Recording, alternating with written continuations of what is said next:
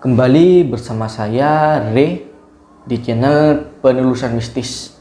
Saya akan menceritakan bagian 2, yaitu angkernya Gunung Raung via sumber beringin Bondowoso. Di bagian pertama, cerita ini sampai di atas pondok ojek. Lanjut kisahnya itu esok harinya setelah mendirikan tenda di atas pondok ojek. Yang awalnya malam hari kita ketakutan dan mengajak kembali ke base camp dikarenakan si David dan si Imam ini sudah mulai takut terhadap angkernya Gunung Raung. Dan setelah si David dan Imam ini meminum air dari juru kunci Gunung Raung, mereka berubah pikiran untuk melanjutkan pendakian Gunung Raung. Singkat cerita, pada malam hari itu, pada pagi hari kita berkemas-kemas untuk berangkat ke Pondok Sumur, yaitu pos kedua dari Gunung Raung. Kita melanjutkan pendakian.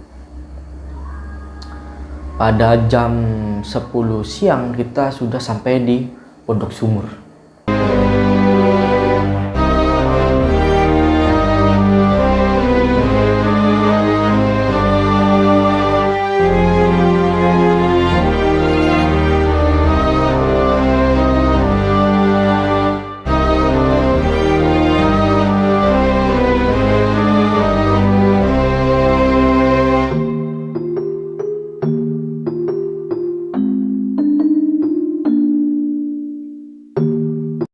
Di situ teramat sangat mencekam dikarenakan hutannya sangat rimbun dan tertutup daun-daun yang cahaya matahari itu gak bisa masuk. Lalu si David ini segera bilang, ayo kita lanjut aja ke atas, di sini kayaknya gak enak, gak ada sinar mataharinya. Setelah dari Pondok Sumur, kita mulai berangkat ke pos Tonyok. Jadi kita di pos Tonyok itu sekitar jam 2:30. Lalu saya sendiri menawarkan kepada Imam dan David, kita ngecamp di sini aja, apa kita lanjut? Lalu si Imam bilang, mending kita lanjut aja, mumpung masih sore. Lah, dan saya sendiri bilang, di sana di atas itu ada pos demit, ada pos mayit. Yakin mau camp di situ? Si David mulai ragu-ragu. Mending kita camp di sini aja. Lalu si Imam ini maksa. Ya udah kita camp di atas aja. Nanggung ini. Masih jam 2:30. Singkat cerita, kita berangkat dari pos Tonyok itu menuju pos demit sekitar 2 jaman lebih. Menjelang maghrib kita sampai di pos demit. Katanya si Imam, kita ngecamp di sini ya, udah capek nih dari pagi jalan kaki. Lalu si David, yakin mau camp di sini? Lalu saya sendiri, ya udahlah, ini juga kemalaman sampai puncak, mending kita berangkat besok pagi aja. Sudah sekitar 15 menit kita mendirikan tenda. Kita seperti biasanya, kita buat makanan, buat kopi, kita bercerita. Di dalam hati saya berbicara, mereka ini gak tahu kalau di sini ini sangat mencekam, apalagi yang pernah mendaki ke sini. Terus ya udahlah, daripada mereka tersesat di jalan, mending camp di sini aja. Lalu mereka ya seperti biasalah, mereka mengeluarkan makanan, minuman. Kita bercerita. Sekitar 8:30 si David udah mulai ngantuk. Kita mending tidur aja ya.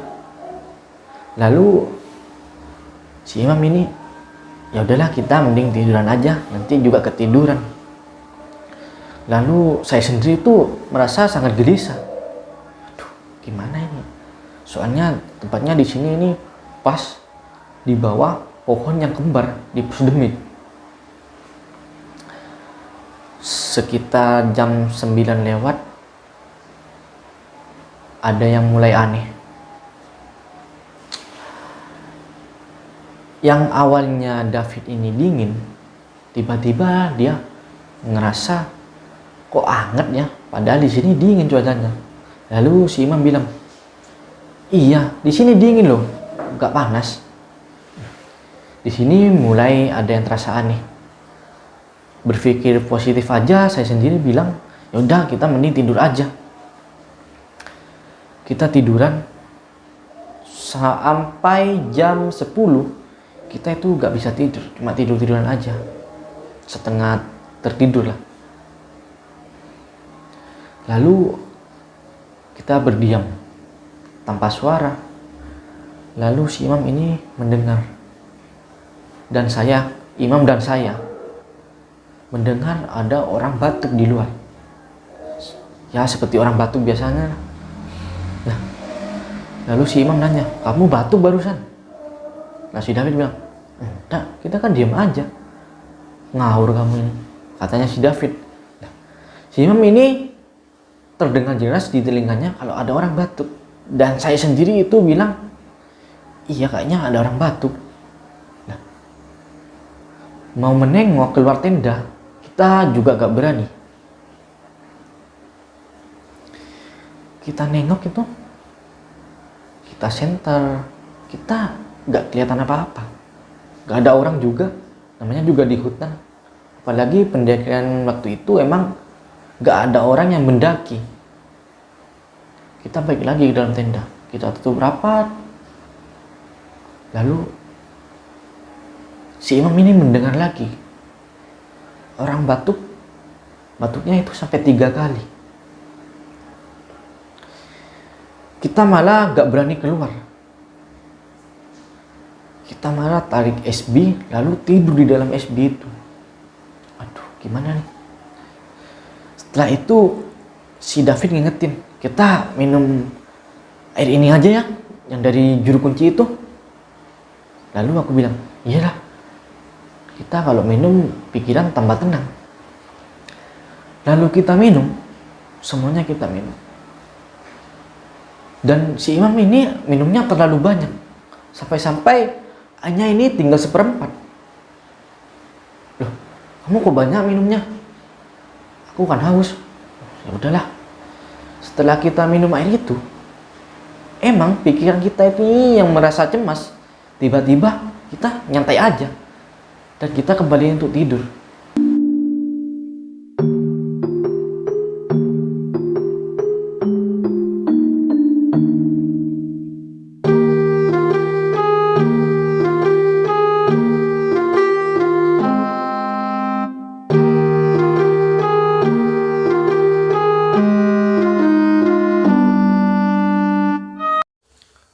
Setelah kita melewati malam itu di Pos Demit, kita seperti biasanya di pagi hari. Kita beres-beres tenda, kita masak, kita packing. Lalu si David ini sadar, lah ini pohon yang itu ya, yang katanya angker ya. Lalu saya sendiri di dalam hati, aduh, si David ini kok ngerti kalau pohon ini angker. Jadi saya sendiri tuh bilang, ya enggak, biasa aja. Oh gitu ya, katanya si David. Lalu si Imam, ya udah kita lanjut aja. Setelah itu kita lanjut. Sekitar jam 10 siang kita lewat pos mayit yang terkenal angker juga. Kita itu nggak berhenti di situ. Kita cuma lewat aja. Di dalam hati aku, udahlah kita lewat aja daripada terjadi apa-apa di sini. Lalu kita lewat, kita menuju Pondok Angin. Sampai di sana sekitar jam 2. Kita juga bingung, kita lanjut muncak apa enggak ini, soalnya puncak ini sekitar 1 jam lagi. Kita memutuskan untuk muncak di sore hari. Setelah itu kita melewati bebatuan yang agak terjal gini. Di sana juga ada petilasan Dede siapa gitu, saya sempat lupa siapa namanya.